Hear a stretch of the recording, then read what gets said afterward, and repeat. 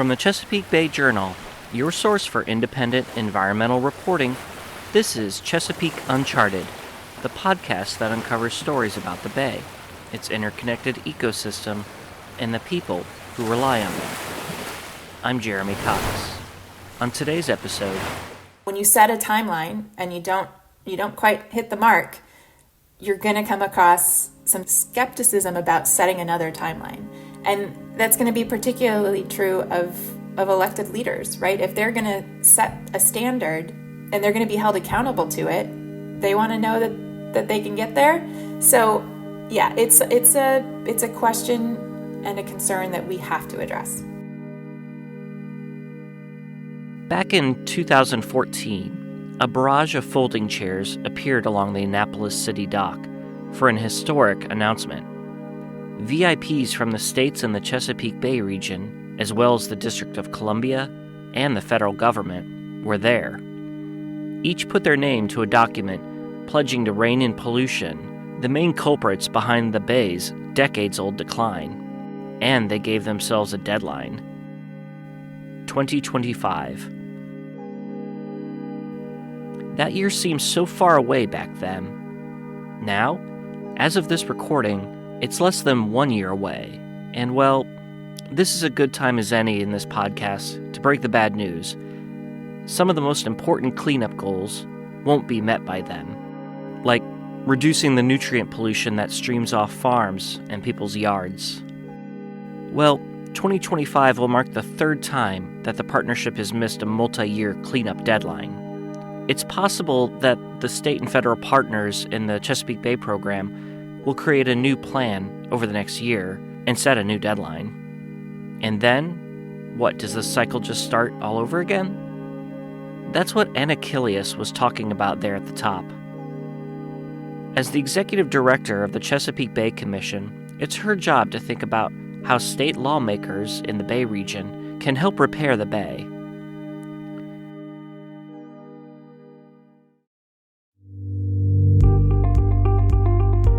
Welcome to Season 3 of Chesapeake Uncharted.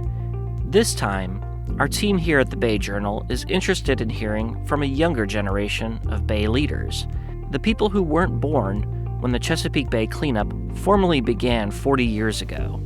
With the Bay restoration effort facing a 2025 deadline to complete its cleanup goals, this felt like a good time to go searching for some inspiration. Each episode spotlights one of these wave makers. Today, we're speaking with Killius. She took the reins of the Bay Commission on January 25th, 2023. If you're doing the math, that's 1 year and 1 day before the publication of this episode. So you could say our conversation takes place at a watershed moment in her career. And I promise, that's my last dad joke of the day. More from our conversation after this short break.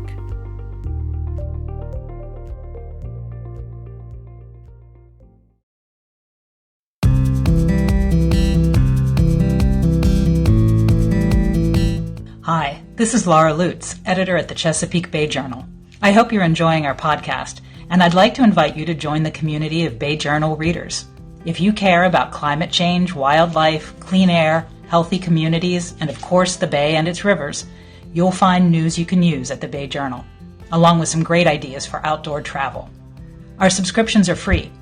Check us out at bayjournal.com and click on subscribe to start receiving the best independent environmental news in the Bay region.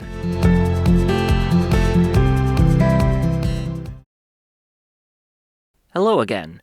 On today's episode of Chesapeake Uncharted, we're talking with Killius, the politician wrangler. The Chesapeake Bay Commission was among the parties who signed the Bay Agreement 9 years ago in Annapolis.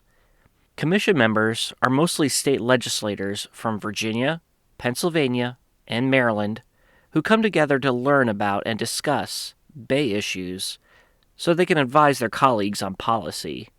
And the Commission's chair sits on the Chesapeake Executive Council along with the Bay State governors, D.C.'s mayor, and the administrator of the U.S. Environmental Protection Agency. So the Commission carries some sway. Killius is a wave maker because she's engaged with politicians from different parties and different states, all in conversation about ways to clean up the bay and its rivers.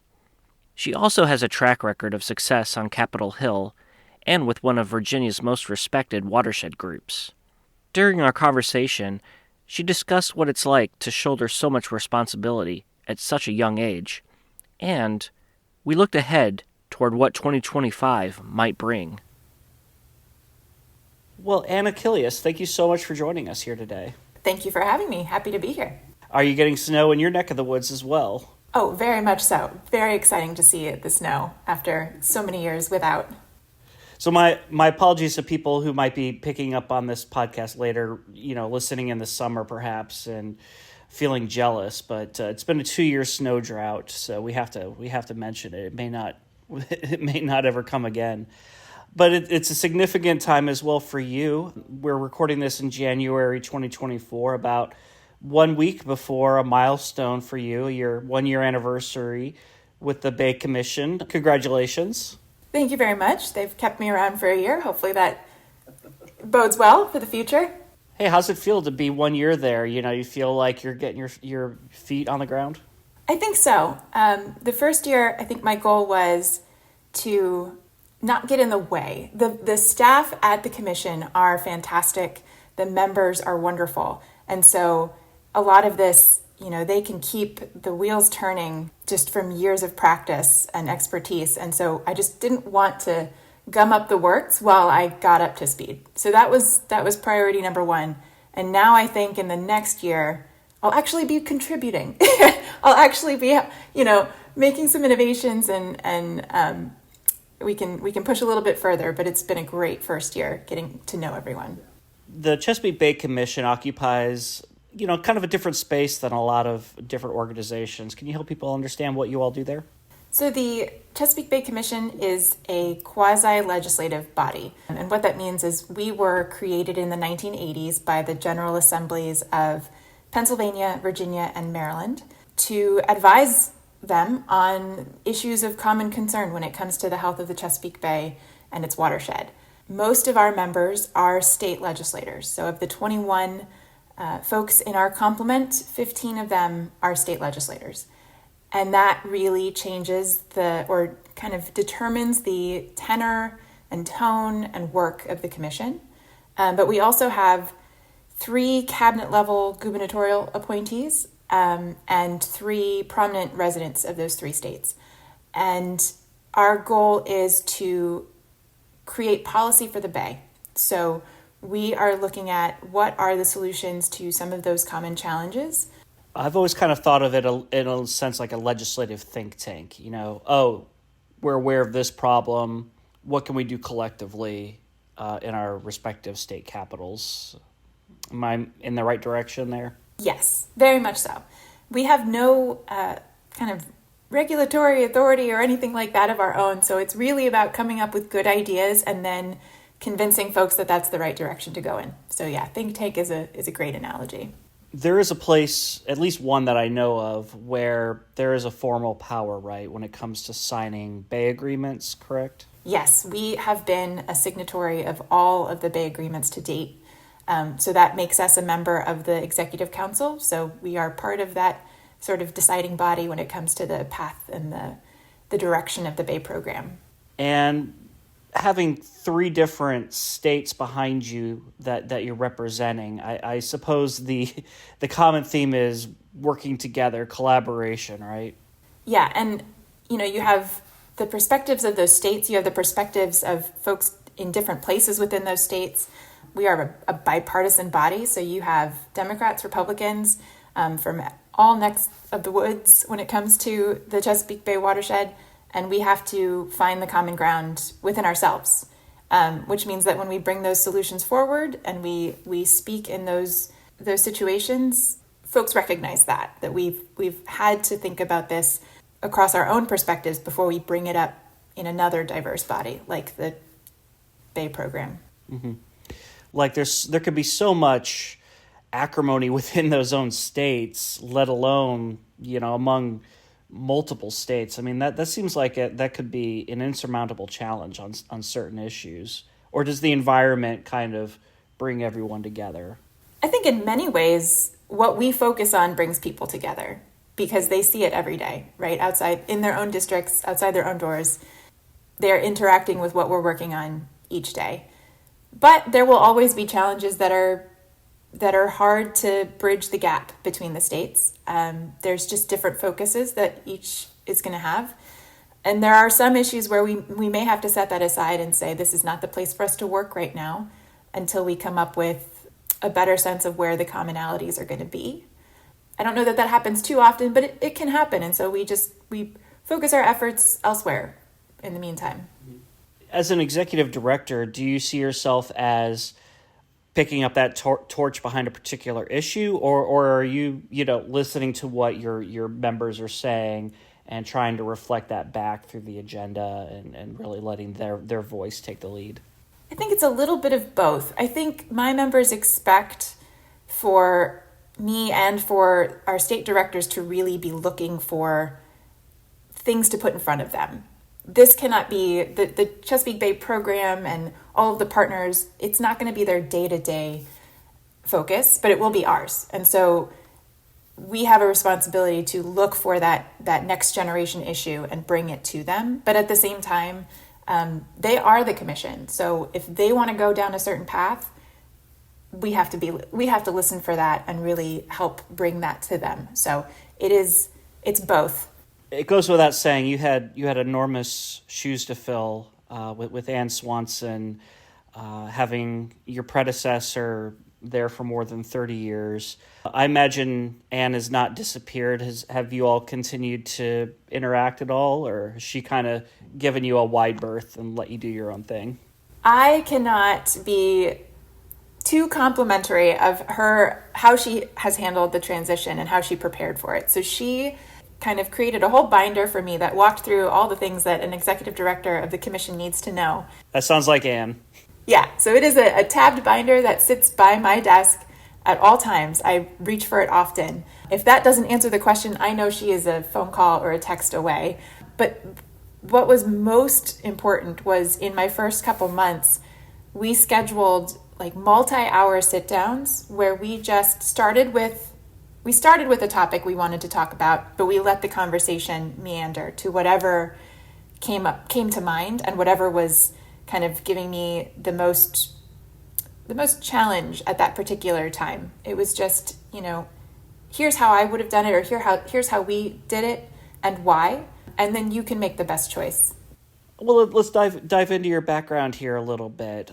You have roots here, but also in Texas. You were born in Texas, right? Yes, I was born in Dallas. Dallas, okay. Very different environment, landscape, climate there. But you do have, you really consider yourself a Chesapeake native, right? When did you come here? Oh gosh, when I was itty bitty, we weren't in Dallas for too long. Once my dad joined the Navy, we ended up moving around the southeast for a little bit. But I guess my formative years, right, the years I remember in elementary school, we were down in Virginia Beach and Norfolk, and then middle school, high school came up to Southern Maryland. So we bounced around those portions of the Chesapeake Bay, and I pretty much knew if we crossed that sign that said now entering the Chesapeake Bay watershed, I knew my territory.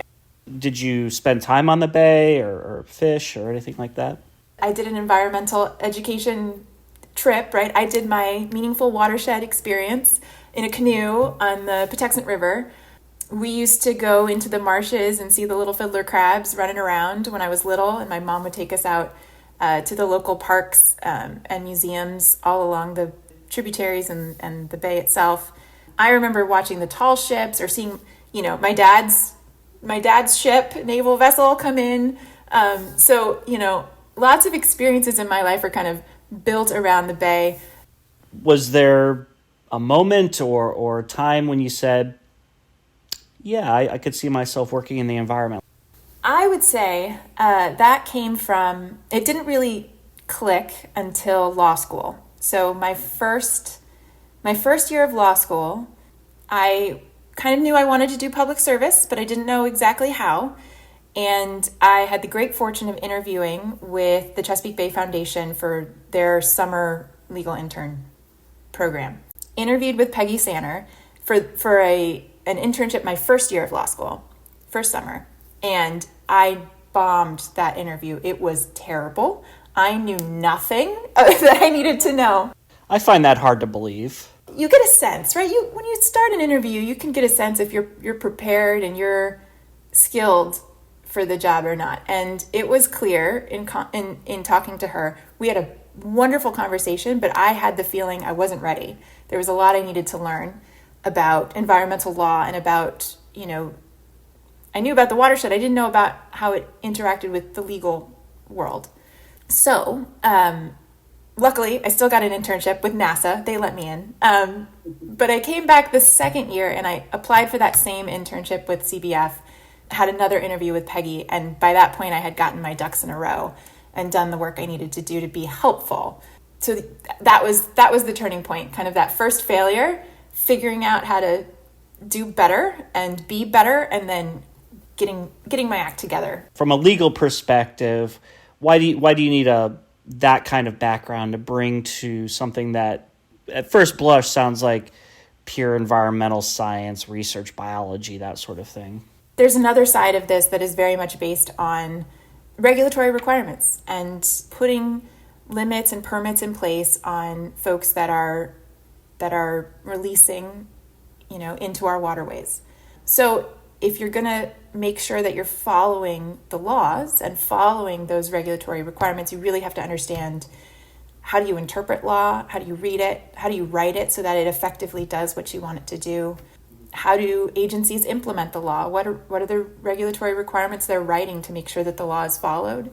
And then how are we holding the folks that have to get those permits and follow those regulations, how are we holding them accountable? And all of that takes place within a legal realm that it helps to have that sort of education as your foundation. And from there, was it a straight line to the James? I'm sorry, you worked in Congress first, right? John Sarbanes' office, who is retiring now. He is, yeah. I had the great fortune. So I did a fellowship through NOAA first for a year in a different office, representing the first district of New Hampshire. But I had the great fortune of finding my way into John Sarbanes' office and getting to do his environmental portfolio, including his work as co-chair of the Chesapeake Bay Congressional Task Force. And that was, I couldn't have asked for a better portfolio to work on. It was exactly what I wanted to spend my time doing. And so I got to spend a little over 4 years understanding how the work we were doing in Congress would impact the efforts that were happening regionally, at the state level and locally, to make the Bay healthier. So you go from the halls of Congress to that mansion-looking place in Richmond, working for the James River Association as their policy advocate. And I'm curious what that transition was like. Well, it was quick. I went to the James River Association, I think in September, and we were already gearing up for the next General Assembly. So it was a really quick primer on how I've got some idea of how federal policy works and Congress works. Got to learn how Virginia works. And Virginia is, if Congress is a slog, Virginia is a sprint. And trying to learn that sprint quickly was a challenge, but it was also exciting because you knew at the end of either 45 or 60 days, you were going to have something. You were going to have decisions, whether they were the decisions you wanted or not. Which brings us to today. And what are you all working on now at the commission? Our Virginia folks are working on resilience within their General Assembly agenda this year. That will be a focus, kind of putting that infrastructure, that governance infrastructure in place. Our Maryland delegation is really focused on figuring out what they can do to push the envelope on innovation when it comes to the findings of the CSER report, right? The comprehensive evaluation of system response that our scientists provided to the Bay program. Here's how we're doing. And so our Marylanders kind of took that information in, and they're trying to come up with policy solutions that respond to that report, looking at ways to target kind of whole watersheds, whole small watersheds, and drive resources there to do a number of projects that are kind of complementary and built around the needs of that specific small watershed. So they're looking at targeting, they're looking at kind of complementary work and practices and coalitions.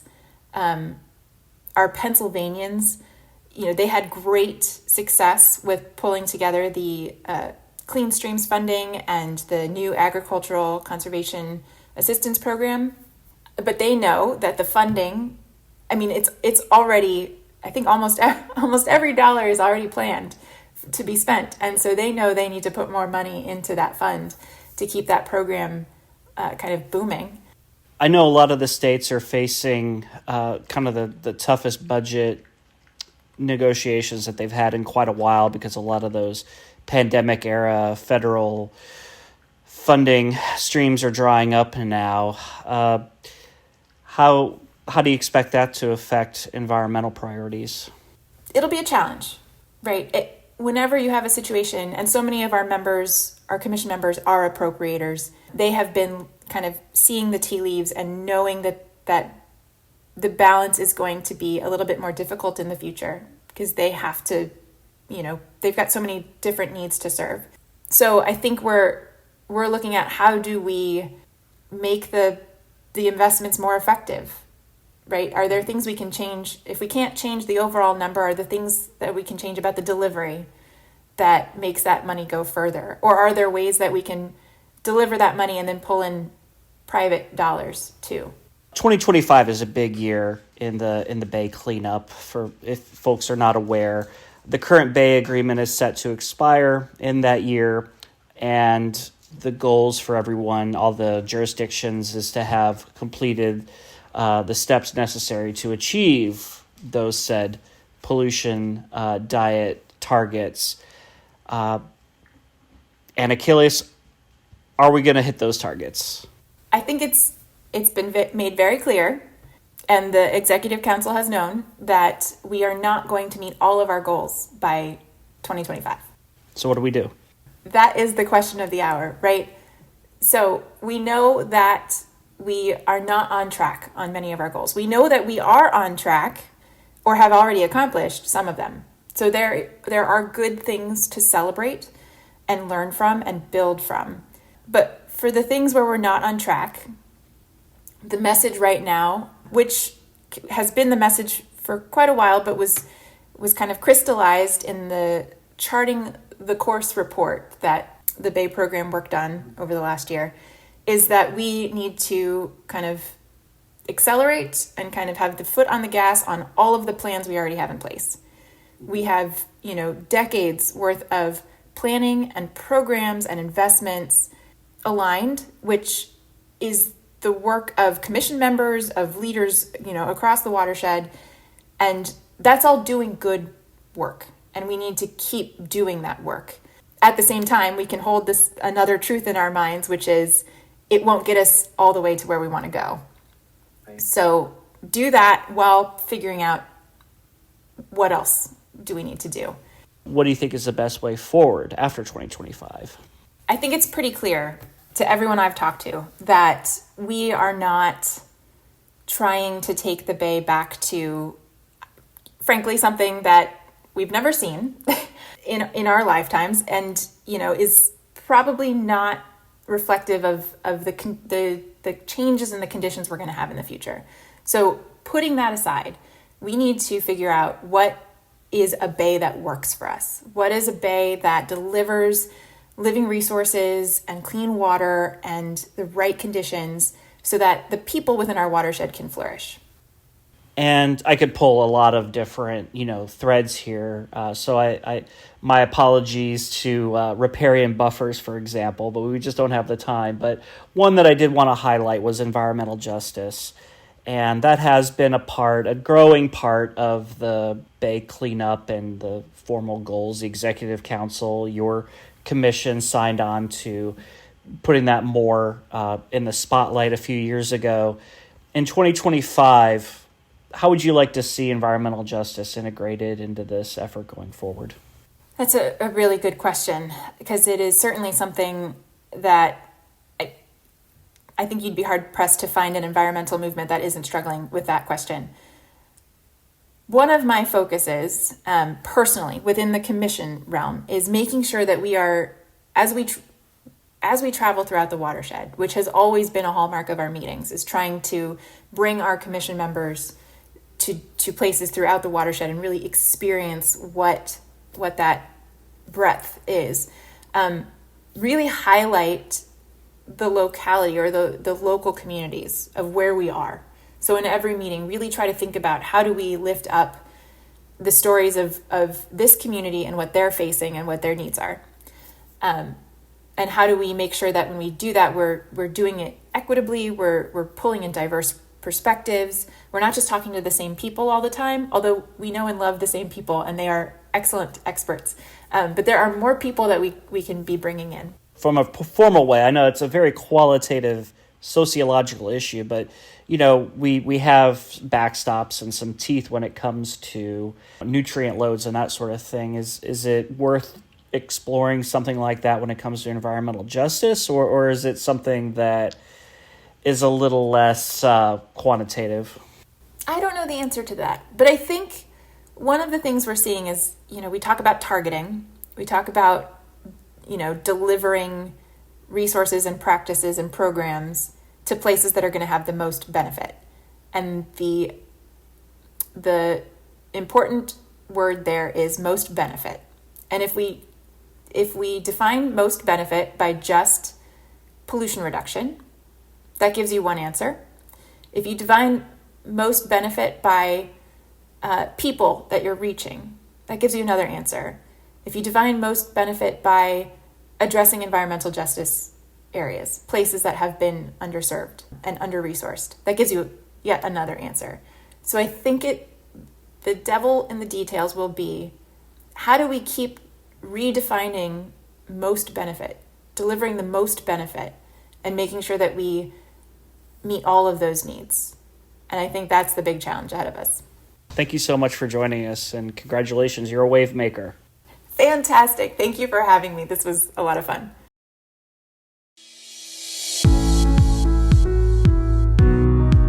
Chesapeake Uncharted is brought to you by the Bay Journal, your source for independent environmental news in the Chesapeake region. Production for this episode was by me, Jeremy Cox. The story was edited by Laura Lutz. Our marketing and advertising director is Jackie Kane. You can find more episodes of Chesapeake Uncharted on your favorite streaming service or at ChesapeakeUncharted.com. If you like what you're hearing, sign up for a free Bay Journal news subscription at BayJournal.com. Until next time, this has been Jeremy Cox. Take care.